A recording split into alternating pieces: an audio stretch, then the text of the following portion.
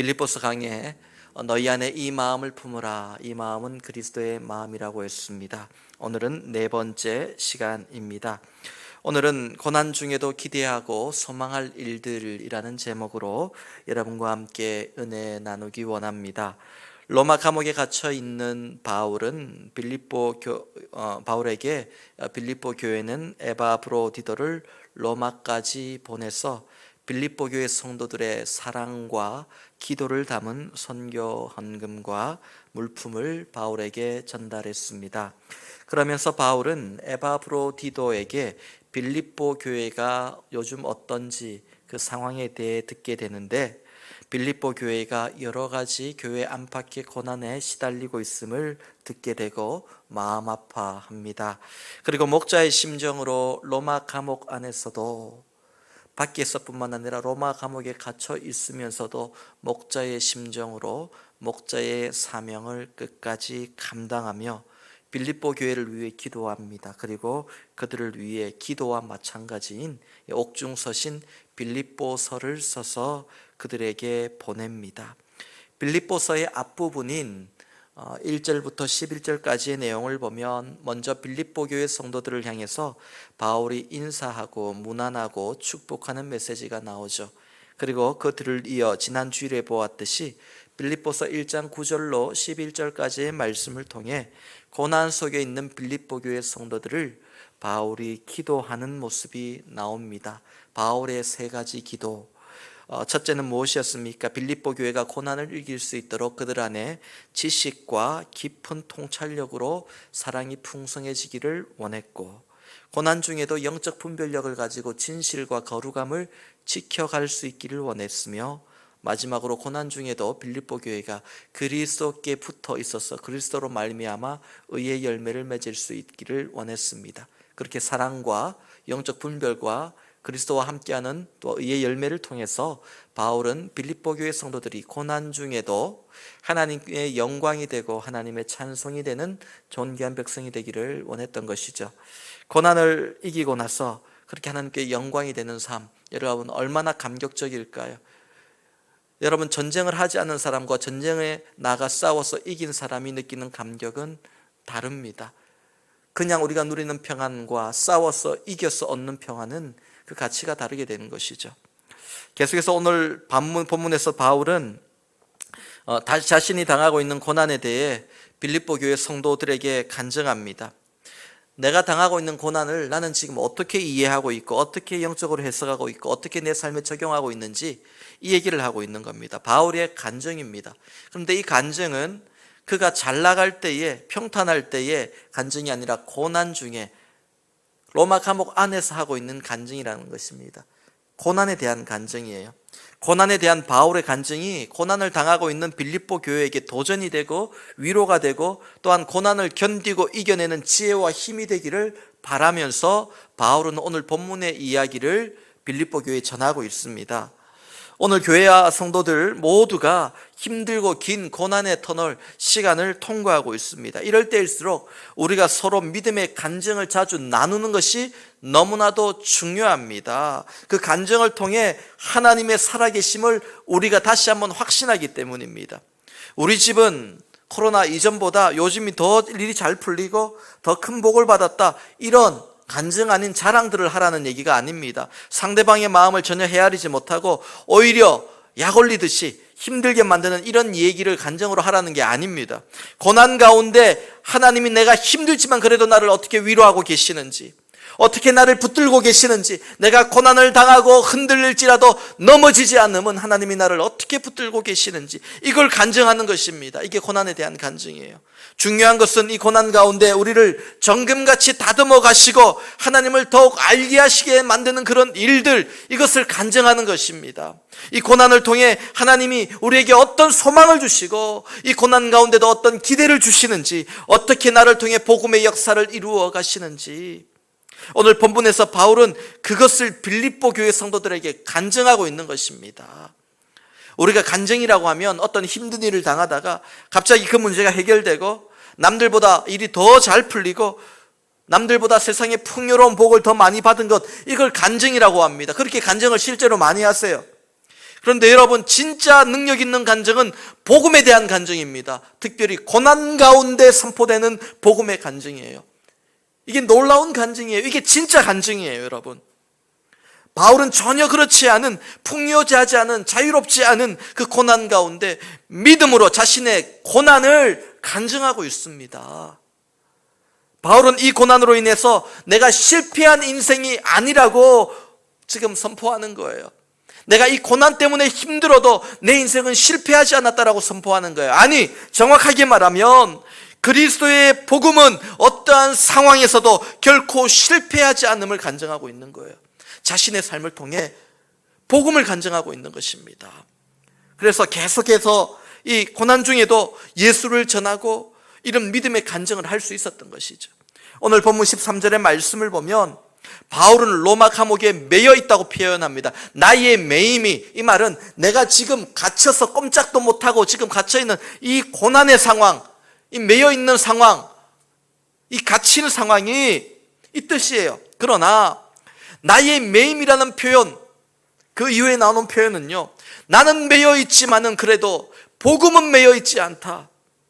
복음은 사람에 의해 매여 있지 않고 상황과 환경에 매여 있지 않고, 나는 비록 매여 있을지라도 주의 복음은 이 자리에서부터 로마 시내를 향해 뻗어나간다라고 고백하고 있는 거예요. 여러분, 고난 가운데 우리가 복음을 간증할 수 있는 이유는 이것입니다. 나는 매일지라도, 나는 잠시 동안 매일지라도 그래도 하나님의 복음은, 하나님의 일하심은, 하나님의 계획은 내 삶 속에서 매임없이 지금도 자유롭게 뻗어나가고 있는 거예요. 이게 고난을 간증하는 것입니다. 지금 바울이 간증하는 것은 내가 얼마나 부유하고 힘있고 편안해졌느냐, 내가 예수 믿어서 얼마나 부자가 되고 힘이 있고 얼마나 내 삶이 편안해졌는가, 이거 간증하는 거 아닙니다. 바울은 그런 간증한 적이 한 번도 없어요. 바울이 믿고 있는 복음, 고난 가운데서도 어떤 상황에 처하든지 자족하게 만드는 능력, 일체의 비결을 주시는 그 복음의 능력을 간증하고 있는 것입니다. 그래서 내가 고난 가운데서도 어떠한 상황 속에서도 하나님으로 인해 만족하고 기뻐할 수 있음을 간증하는 거예요. 오늘 본문도 그런 간증을 하고 있는 거예요. 사랑하는 성도 여러분, 오늘 힘든 고난을 당한다 할지라도 내 속에 있는 십자가 복음, 이 복음은 능력의 복음입니다. 이 복음을 간증하며 매이지 않는 이 복음의 능력을 우리가 경험하며 간증하며 살 수 있는 우리 모두가 될 수 있길 축복합니다. 고난을 당할 때 사람들은 어떤 기대와 소망을 품게 될까요? 아마 대부분의 사람들이 어서속히 이 고난이 끝나고 내 생활이 회복되고 물질도 회복되고 건강도 회복되고 여러 가지 삶이 회복되기를 바라고 기도할 겁니다. 물론 그 부분도 너무나도 중요합니다. 고난 가운데 회복을 넣고 우리가 기도해야 합니다. 하지만 그것보다 더 중요한 것이 있습니다. 많은 사람들이 고난을 해석할 때 고난은 축복을 이루는 그 과정, 그래서 우리가 견뎌야 되는 과정, 버티는 과정이라고 생각합니다. 그러나 바울은 그렇게 생각하지 않아요. 많은 사람들이 고난 가운데 신앙도 지켜야 되고 건강도 지켜야 되고 물질도 잃어버리지 않고 지키는 것이 중요합니다. 지금은 지키는 것이 중요합니다. 그것도 맞는 것 같습니다. 그러나 바울은 거기서 한 단계 더 나아가서 내가 고난 가운데 얻는 것이 있다라고 고백해요. 하나님이 내게 고난을 통해 주시는 것이 무엇인지, 하나님이 이 고난을 통해 내 삶 가운데 이루시는 하나님의 놀라운 계획이 무엇인지, 영적인 유익이 무엇인지. 나중에 오늘 본문 끝부분을 보면 죽음도 내게 유익하다고 하잖아요. 그 유익은 얻는다, 게인이라는 뜻이에요. 내가 손해보지 않고 얻었다라는 뜻이에요. 바울은 고난을 그렇게 해석했습니다. 고난은 잃어버리는 것이 아니라, 아니 잃지 않으려고 지키는 것이 아니라 무언가를 얻는 시간이라고 생각을 했어요. 이게 지금 바울이 고난에 대한 간증이에요. 그리고 그것을 얻기 위해 소망하고 바랬던 것입니다. 오늘 본문을 보면 이 두 가지가 나오는데요. 첫 번째로 바울은 자신의 고난을 통해 그리스도의 복음이 계속해서 나타나기를 기대하고 소망했습니다. 어떤 사람들은 내 모습이 초라하면 이런 모습을 보고 하나님의 영광이 가릴까 봐, 내가 좀 잘 나가고 평안할 때 가서 전도하는 것과 내가 초라하고 힘들 때 고난 가운데 있을 때 전도하는 것은 오히려 하나님께서 내 삶을 보고 부끄러워하시는 일, 나를 통해 하나님이 부끄러워지고 하나님의 영광이 가리지 않을까, 이렇게 생각을 합니다. 그런데 그렇지 않아요. 여러분, 고난 가운데서도 그리스도의 복음이 전해질 수 있습니다. 아니, 더 강하게 전해집니다. 지금은 여러분 힘들어서 삶의 허덕일 수도 있지만 그럼에도 불구하고 복음을 전하기 가장 좋은 때입니다. 여러분, 각 가정에서 따라합시다. 지금이 복음 전하기에 가장 좋은 때입니다. 왜 그렇습니까? 지금 복음의 위로가 필요해요. 세상 사람들은 지금 복음의 소망이 세상 사람들에게 필요해요. 풍요할 때, 여유 있을 때, 그때보다 여러분 지금이 정말 복음이 필요할 때예요. 더 필요할 때예요. 복음을 전해야 될 때입니다. 바울은 자신이 고난당할 때 그 고난을 통해 복음이 진전이 있는 것을 보았습니다. 오늘 본문 12절 말씀입니다. 본문 12절을 함께 읽습니다. 시작. 형제들아, 내가 당한 일이 도리어 복음 전파에 진전이 된 줄을 너희가 알기를 원하노라. 바울은 3번의 선교 여행을 마친 후에 그 시기를 받고 바울을 공격하기 원했던 유대인들에게 억울하게 고소를 당하고 결국은 내가 로마 시민이니까 황제에게 심판받겠다, 재판받겠다 해서 로마까지 오게 된 겁니다. 그러나 이 모든 일들이 도리어 로마의 복음을 널리 전하는 결과를 만들었다. 도리어 이게 전화위복이 되고 더 좋은 계기가 되었다라고 고백합니다. 다른 지역과는 다르게 로마는 바울의 고난을 통해서 복음의 진전이 나타난 곳입니다. 아무도 예상치 못한 일이었어요. 그 과정이 어떻게 일어나는지 봅시다. 본문 13절과 14절 말씀입니다. 시작. 이러므로 나의 매임이 그리스도 안에서 모든 시위대 안과 그 밖의 모든 사람에게 나타났으니 형제 중 다수가 나의 매임으로 말미암아 주 안에서 신뢰함으로 겁없이 하나님의 말씀을 더욱 담대히 전하게 되었느니라. 할렐루야. 지금 이 상황이 어떤 상황이냐면 바울이 재판받기 전에 2년 정도 감옥이라 하지만은 가택연금, 바울이 2번 로마 감옥에 들어갑니다. 이건 지금 첫 번째입니다. 첫 번째 이제 모함을 받고 그렇게 해서 로마 황제에게 재판을 받기 위해 로마로 갑니다. 그러나 바울이 죄 없음을 알기 때문에 심하게 다루지 않아요. 가택에 연금을 시켜놓고 재판받기 전까지 2년 동안 시위대로 하여금 지키게 합니다. 첫 번째 재판에서는 바울이 풀려나요. 그리고 나서 다른 곳으로 또 서바나로 가서 이렇게 복음을 전하다가 또 다시 잡혀옵니다. 2번째로. 그때는 이제 로마 황제가 사형을 선포합니다. 그래서 순교하게 되죠. 바울이 로마 감옥에 2번 갇힙니다. 2번째 갇혔을 때 쓴 책이 디모데 후서입니다. 오늘 본문은요, 첫 번째 갇혀 있을 때예요. 바울이 조금 갇혀 있지만 그래도 복음을 전할 수 있는 자유가 있었어요. 어떻게 전하냐면 바울을 교대로 지키는 시위대들이 있었습니다. 교대로 사람이 바뀌어가면서 바울 곁에서 바울을 지키는데 바울이 가만히 놔두겠어요? 만났다 하면 복음을 전하는 바울이니까 붙잡고 또 복음을 전하는 거예요. 그들이 복음을 듣고 나서 복음의 자유를 경험하고 너무 감격이 되니까 집에 가서 가족들에게 또 전해요. 이게 시위대 안과 시위대 밖이라는 표현이에요. 이게 지금 가족들이 또 듣고 나서 또 이웃들에게 복음을 전합니다. 이러면서 바울로부터 해서 복음이 뻗어나가기 시작하는 거예요. 여러 시위대 사람들이 바울로부터 복음을 듣고 밖으로 나가서 복음을 전하는 거예요. 이 복음의 불길이 로마에 막 퍼지기 시작하는 거예요. 본문 13절에서 중요한 부분이요, 바울의 매임이 그리스도 안에서 나타났다라는 표현입니다. 그리스도 안에서. 무슨 뜻이냐면 바울이 로마 감옥에 갇히게 된 이 모습을 바라보는 모든 시위대 안과 그 밖의 모든 사람들이 바울을 인간의 눈으로 바라보는 것이 아니라 그리스도 안에서, 복음 안에서 바울을 바라보았다라는 것입니다. 로마까지 압송되어 와서 로마 황제의 재판을 받게 된 바울을 보면서 야, 바울이 무슨 큰 죄를 지었길래 정치범일까, 흉악범일까, 이런 눈으로 바라보는 것이 아니라 바울을 지키는 시위대들이 바울을 한번 겪어보니까 그의 말과 인격에서 그리스도를 보게 된 것입니다. 마치고 나서 우리가 우리 헌금 찬양으로 부를 찬송가인데, 환난과 핍박 중에도 성도는 신앙 지켰네. 여러분 그 가사를 자세히 한번 보세요. 바울에 대한 이야기예요. 환난과 핍박 중에도 성도는 신앙 지켰고, 인자한 언어 행실로 복음을 전하고, 옥중에 갇힌 성도나 매여 있지만은 양심은 자유 얻었네, 복음의 자유를 경험하고, 그 내용이에요. 여러분,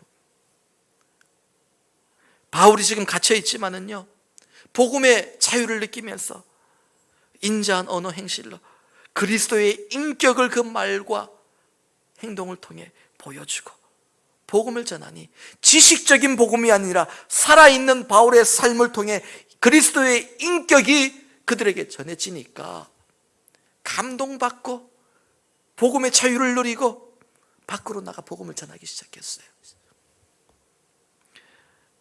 여러분, 복음은 지식으로 전하는 게 아니에요. 그리스도를 닮은 인자한 말과 인격으로, 삶으로 전하는 겁니다. 바울이 전한 십자가 복음을 듣고 지금 바울이 당하는 그 고난을 보았더니, 복음의 눈으로, 복음의 관점으로 바울을 보았더니, 그리스도 안에서 바울을 보았더니, 지금 바울이 당하는 고난은 인생의 실패도 아니고 인생의 위기도 아니고 절망도 아니라는 것을 알았습니다. 고난 속에서도 바울과 함께 하시는 예수님을 그들이 보았고, 그 예수님이 바울을 통해 이루실 하나님의 승리도 보게 된 거예요. 복음의 승리를 보게 된 겁니다. 그래서 지금 바울이 로마 감옥에 갇혀 있지만 바울은 패배자가 아니라고 생각한 거예요. 오히려 그는 복음의 승리자라고. 그게 바로 그리스도 안에서 모든 사람들에게 바울이 보여진 모습이에요. 바울은 갇혀 있지만, 매여 있지만 그는 매인 것이 아니라 복음의 승리자라는 겁니다. 그 결과 어떤 일이 일어납니까?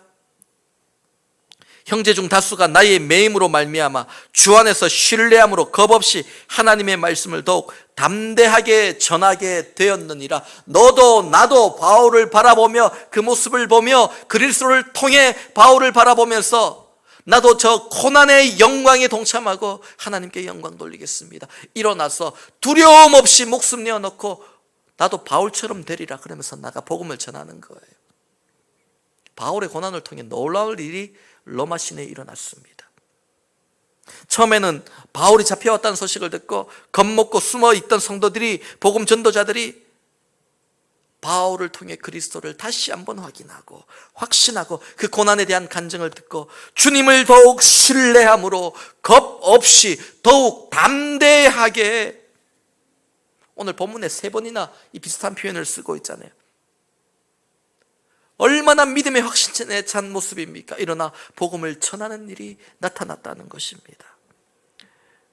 여러분, 내가 복음 때문에 고난을 당하더라도 주님은 나와 함께 하시고 결국 나를 승리케 하시고, 그것이 바로 복음의 승리임을 우리가 주님을 향한 확신과 복음의 능력을 확신함으로 간증할 수 있기를 축원합니다. 사랑하는 성도 여러분, 우리가 고난을 당할 때면 주님이 나와 함께 하시지 않는 것 같아요. 그러나 기억하십시오. 주님은 바울이 로마 감옥 안에 있을 때 더 강하게 그를 붙드셨고 그와 함께 하셨고 복음의 역사를 보게 하셨습니다. 그 고난 속에서도 바울을 더욱 존귀하게 사용해 주셨습니다. 바울의 매임을 통해 로마 온 전역에 복음의 전도의 불길이 타오르기 시작했습니다. 바울의 고난에 동참하는 의미로 바울에게 주신 복음 전도의 비전을, 저건 내 비전이 되어야지, 그래 욕심을 부리고 믿음의 욕심을 가지고 공유하고 열심히 복음을 전하는 사람들이 넘쳐났다는 거예요. 오늘 나의 고난이 복음 안에서 간증되어지므로 위로받고 도전받은 자들이 일어나 이 고난의 때, 환난의 때 그리스도가 증거되는 역사가 이 지역과 이 민족과 열방 가운데 그 복음이 뻗어져 나가는 역사가, 초라한 로마 감옥에 갇혀있던 연약한 노년의 바울로부터 시작되었듯이 오늘 보잘것없고 연약하고 초라한 내 삶의 현장에서부터 지금 많은 고난으로 흔들리고 있고 고통받는 내 삶의 현장에서부터, 그 영적인 로마 감옥에서부터 여러분 시작될 수 있기를 축원합니다. 그런데 오늘 본문을 보면 이제 또 다른 무리는요, 복음을 열심히 전하고 있는데 또 다른 무리는 목적이 순수하지 않게 열심을 다하는 무리가 있었다라고 나옵니다. 로마 교회 안에 지도자들이 있었어요. 그 지도자들이 바울이 지금 갇혀 있는 틈을 타서 바울을 따르는 사람들의 영향력을 낮추고 내 영향력을 키워서 내가 더 높아지기 위해서 열심을 다해 복음을 전하는 사람이 있었다. 참 아이러니한 일이죠. 순수하지 않은 목적으로 복음을 전하는 사람들이 있었다라고 나옵니다. 이 상황에 대해서 조금 우리가 배경을 이해해야 되는데요. 여러분, 먼저 로마 교회는 바울 같은 선교사가 가서 세운 교회가 아닙니다. 로마 교회는 자생교회입니다. 스스로 만들어진 교회입니다. 오순절 성령 강림의 역사를 보고 그걸 경험했던 유대인, 흩어져 있는 디아스포라들이 로마로 흩어지고 또 또한 돌아가서 그들이 모여서 스스로 세운 교회가 로마 교회입니다. 그래서 그 로마 교회를 향해서 바울은 로마를 방문하지 않았지만은 그들에게 복음의 진수를 알려주기 위해서 로마서를 쓰게 됩니다. 그래서 보냈습니다. 그 바울의 복음을 듣고 복음에 눈을 뜬 사람들이 많아요. 화제의 인물이었죠. 그런데 어느 날 바울이 지금 잡혀서 로마에 와서 갇혀있다 소식을 듣게 된 거예요. 어떤 사람들은 실망됐을 것이고, 어떤 사람은 지금 바울의 고난을 바라보면서 오히려 복음은 이런 거구나, 복음은 내가 예수 믿고 그냥 부자 되고 남들보다 높아지는 것이 아니라 복음은 그리스도와 함께 죽고 그리스도와 함께 사는 거구나, 이걸 깨닫게 된 거예요. 도전을 받고 막 일어나는 사람이 있는가 하면은 이때가 기회다 싶어서 로마 교회 지도자들은 바울이 지금 잡혀 있을 때에 내가 더 높아져야지, 내가 더 유명해야지, 이래서 막 복음을, 지금 사람들이 막 드러나는 그 분위기에 같이 편승해 갖고 그 무리의 리더가 되기를 원하고 그러는 지도자들이 많았다라는 거예요. 그런데 바울은요 별로 관심이 없어요. 오늘 본문을 보면, 그래, 너희가 종교 지도자로서 나보다 더 높아진다면, 목회자로 더 유명해진다면 나 그런데 별로 관심 없어. 난 너희들이 높아지든지 말든지 그리스도만 나를 통해 나타나면 돼. 그리스도의 복음만 전해진다면 나는 그것이 기뻐. 여러분, 오늘 안타깝게도 많은 교회들이 교회끼리 경쟁합니다. 교회끼리 더 유명해지려고 하고, 목사님들끼리 더 높아지려고 하고, 종교적인 스타가 되려고 하고, 모든 사람이 그런 것은 아니에요. 선하신 목자들도 많습니다. 그러나 오늘 그런 사람들을 쉽지 않게 보게 됩니다. 여러분, 우리가 복음 전할 곳은 불신자들인데 자꾸 옆교회에 복음을 전합니다. 자꾸 우리가요 다른 것에 관심을 둡니다. 그러나 바울은 자신을 비방하고 스스로를 높아지려는 그 로마 교회 지도자들에 대해서 전혀 관심이 없어. 오늘 본문 18절 말씀입니다. 18절 함께 읽어볼까요? 18절입니다. 시작. 그러면 무엇이냐? 거칠애로 하나 참으로 하나 무슨 방도로 하든지 전파되는 것은 그리스도니 이로써 나는 기뻐하고 또한 기뻐하리라. 바울의 관심은 그거 없어요. 너희가 나보다 더 유명해지고 싶어, 그렇게 해. 나는 철저하게 나를 낮추고 그럴수록 그리스도만 전파되는 것을 기뻐할 거야. 그렇게 죽이는 거예요. 바울은 어떻게든 그리스도가 불신 영혼들에게 전해진다면 내가 낮아져도 좋고, 내가 괴로움을 당해도 좋고, 내가 비방당해도 그래도 나는 기뻐하고 기뻐하리라. 기쁨의 포인트가 다른 거예요. 여러분들과 예수를 믿고 또 교회를 섬기고, 저 같은 경우 목회를 하면서 기쁨의 포인트가 인간적인 세상 사람들과 똑같은 곳에 있어서는 안 됩니다. 우리는 복음이 증거되는데 기뻐해야 되는 거예요. 교회가 숫자가 많아지고 교회가 유명해지고 이런 데 기쁨이 있는 것이 아니라 어떻게든 복음이 전해지는데 기쁨을 가져야 됩니다. 여러분, 고난 속에서도 구원의 감격, 전도의 기쁨을 잃지 마십시오. 고난 가운데 자꾸 복음의 기쁨을 잃어버려요. 만나는 사람들마다 복음 얘기는 하지 않아요. 여러분, 성도들의 입술에서 복음이 사라졌어요. 만나는 곳마다 교회 이야기, 복음 이야기, 하나님, 그리스도에 대한 십자가에 대한 이야기가 사라지고 자꾸 세상들 이야기만 합니다. 고난에 대해서만 얘기하고 형편에 대해서만 얘기하고 세상 이야기만 합니다. 여러분, 세상 사람과 무엇이 우리가 다릅니까? 예수님은 십자가 고난 가운데 복음을 얘기하셨습니다. 구원을 얘기하셨습니다. 우리도 고난 가운데 복음을 얘기해야 되지 않겠습니까? 마지막으로 두 번째, 바울은 고난 때문에 주님 앞에 부끄러운 모습으로 주님을 배신하는 일이 없기를 간절히 기도하고 바랬습니다. 고난 가운데 바울이 기대하고 소망했던 것은 내가 끝까지 거룩함으로 주님을 사랑함으로 이 고난을 통과하기를 기대하고 기도하고 바랬다는 것입니다. 본문 20절 말씀입니다. 20절 함께 읽습니다. 시작. 나의 간절한 기대와 소망을 따라 아무 일에든지 부끄러워하지 아니하고 지금도 전과 같이 온전히 담대하여 살든지 죽든지 내 몸에서 그리스도가 존귀하게 되게 하려 하나니. 아멘.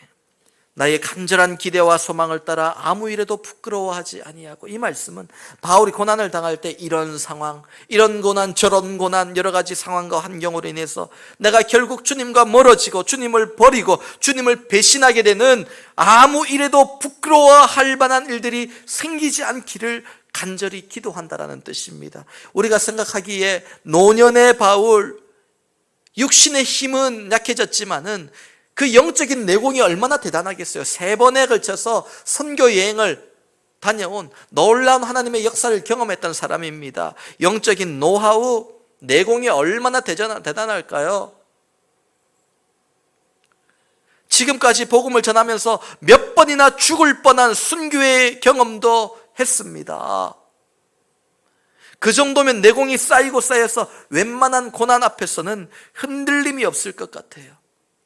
그런데 바울은 이 고난 가운데 가장 두려운 것이 내가 주님 앞에 부끄러운 배신, 주님을 버리는 일을 하지 않기를 원합니다. 아무것도 모르는 사람이 들으면 바울이 그렇게 믿음이 약한 사람이었어? 이럴 수도 있을 거예요. 여러분, 그런데 바울은 이 고난 가운데 자신의 연약함을 다시 한번 고백하면서 자기 마음을 점검합니다.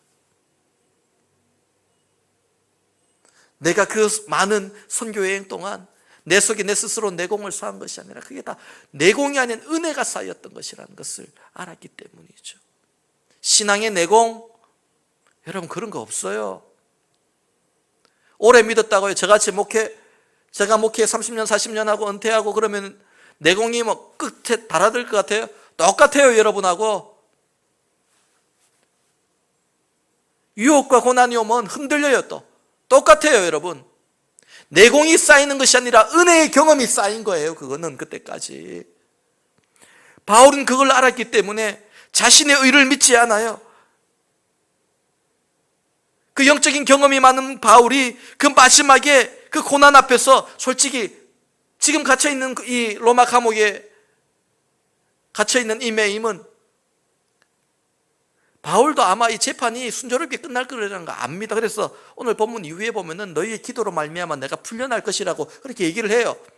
그럼에도 불구하고 이 아무것도 아닌 것 같은 고난에도 불구하고 두려움에 떨었던 것이 내가 아무 일에도 부끄럽지 않는 하나님 그런 삶을 살기를 원합니다. 이 유혹 앞에서 내가 무너지지 않기를 원합니다. 이 고난 앞에서 내가 흐트러지는 모습을 보이지 않기를 원합니다. 이걸 지금 기도하고 바라고 있는 거예요. 그리고 그렇게 통과한다면 내 삶이 정말 하나님 앞에 기쁘겠습니다. 이걸 고백하고 있는 거예요. 여러분, 바울은 고난 앞에서 하나님 앞에 더 겸손했습니다. 여러분, 고난 앞에서 겸손해져야 돼요. 말도 생각도 행동도 삶도 고난 앞에서 겸손해져야 돼요. 고난 앞에서 더 엎드려야 됩니다. 내가 지금 고난을 당하지만은 그래도 남들보다는 더 잘 풀리고 있다고요? 여러분, 겸손해지셔야 됩니다. 두려워할 줄 알아야 돼요. 더 엎드려야 되는 것입니다. 내가 잠시 고난 중에도 남들보다 일이 더 잘 풀린다고 교만하고 자만하지 말아야 됩니다. 엎드려야 돼요. 바울은 하나님께서 고난을 통해 우리에게 주시는 것, 자신에게 이루려는 것이 더 겸손함, 더 낮아짐이라는 것을 깨달았습니다. 그래서 그렇게 되기를 기도하고 있습니다. 여러분, 아무도 장담할 수 없는 것이 내일의 일입니다. 우리가 지금까지 믿음으로 살아왔다고 내일도 그렇게 믿음으로 살 거라는 보장이 없습니다. 마지막 날까지 영적인 긴장감을 놓지 않고 살아야 됩니다. 긴장하며 살아야 됩니다. 바울은 고린도전서 10장 12절 말씀에 고린도 교회를 향해 이렇게 얘기합니다. 그런즉 선줄로 생각하는 자는 넘어질까 조심하라. 여러분, 잘 보세요. 그런즉 선줄로 생각하는 자는 넘어질까 조심하라. 무슨 말입니까? 일어선 자는 넘어질까 조심하라. 그 말씀이 아니에요. 선줄로 생각하는 자, 선 거 아니에요. 착각에 빠져 있는 자들입니다. 내가 일어섰다라고 착각에 빠져 있는 자들, 그걸 얘기하는 거예요. 내가 일어섰다라고 교만하는 게 아니에요. 우리는 스스로 일어선 적이 한 번도 없어요, 여러분. 우리는 일어섰다고 생각하는데 그건 자기 생각이에요. 자기 판단이에요. 그러나 하나님의 입장에서는 너희가 그렇게 생각할 뿐 일어선 게 아니라는 거예요. 우리는 한 번도 스스로 일어선 적이 없어요. 주님을 손을 잡고 일어서 있지만, 걸어가고 있지만 내 힘으로 일어선 것이 아니라 주님이 붙잡아 주시고 잡아 당겨 주시고 끌고 가시는 거예요. 내 힘으로 일어선 적이 한 번도 없어요, 여러분. 이걸 인정하는 것이 겸손입니다. 이걸 인정하는 것이 하나님의 은혜를 아는 자입니다. 여러분, 교만한 자는 자기가 일어섰다 생각하고 이제 나 스스로 걸을 수 있어요라고 하나님의 손을 놓치는 사람입니다. 그때 넘어진다라는 뜻이에요.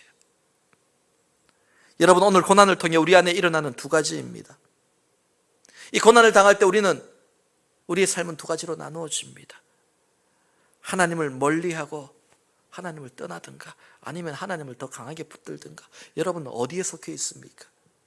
고난 때문에 하나님을 떠나고 있습니까? 하나님과 더 멀어졌습니까? 아니면 고난으로 인해 여러분은 하나님과 더 가까워졌습니까?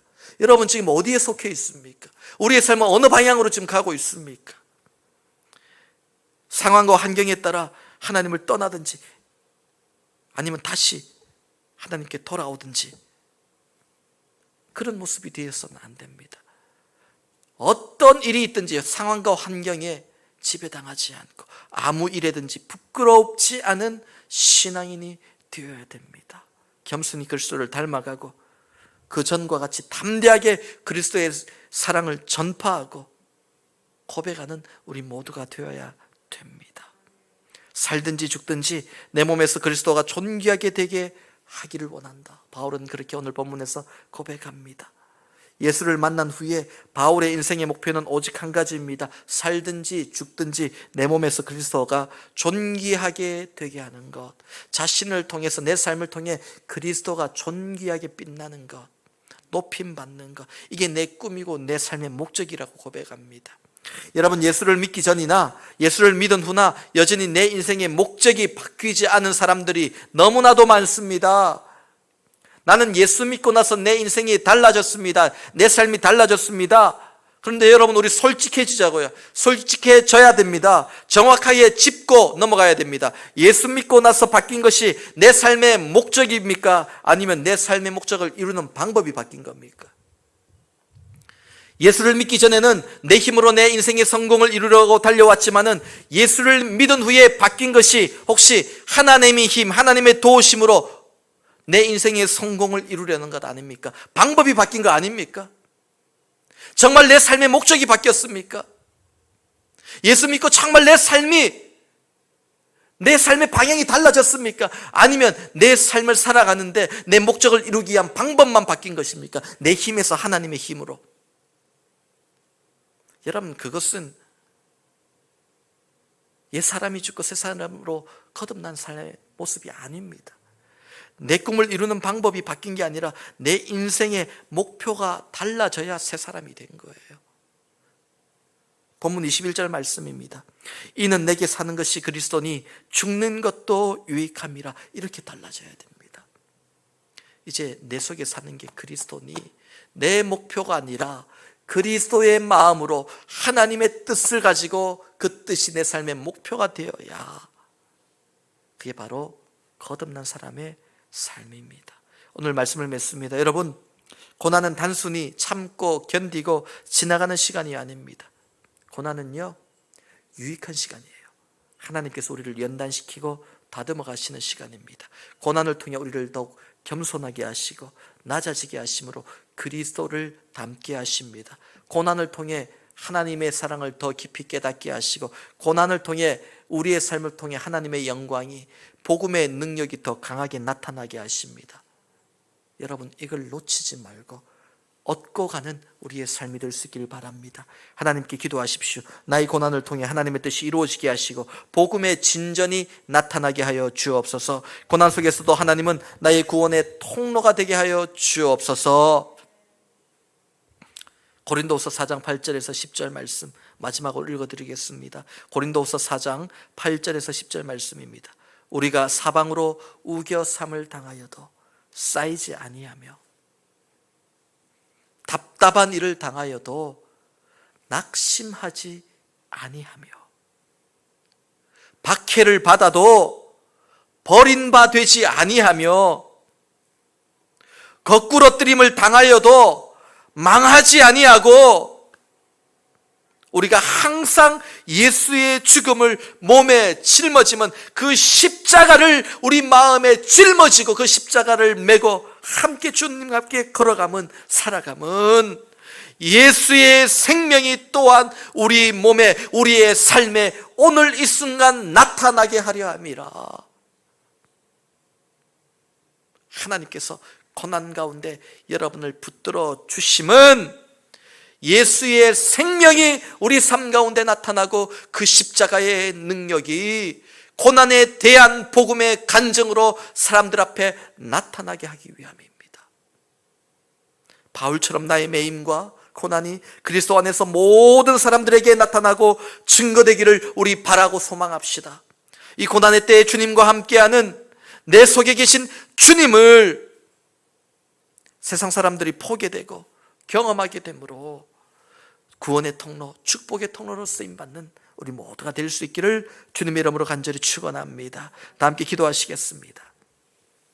하나님 아버지, 오늘도 주신 말씀을 통하여서 하나님의 은혜와 고난 가운데 붙드시는 하나님의 놀라운 사랑을 다시 한번 확인하며 보았습니다. 우리가 사방으로 우겨삼을 당하여도 쌓이지 아니하고 답답한 일을 당하여도 우리가 낙심하지 아니하고 박해를 받아도 버림받지 아니하고 거꾸로뜨림을 당하여도 망하지 않고, 이 모든 것이 우리 속에 있는 십자가에서 그 생명력이 나옴을 고백합니다. 아버지, 그 십자가의 생명력이 우리를 통해 오늘의 우리의 고난을 통해서 더욱 강하게 나타나는 복된 삶이 될 수 있도록 도와주시되, 모든 성도의 가정과 생업 위에 하나님의 붙드심이 함께 하시고 고난 가운데 더 큰 역사 공급이 있음으로 말미암아 하나님 복음을 증거하기에 조금 더 부족함이 없도록 붙드시고 세우시고 이끌어 주시옵소서.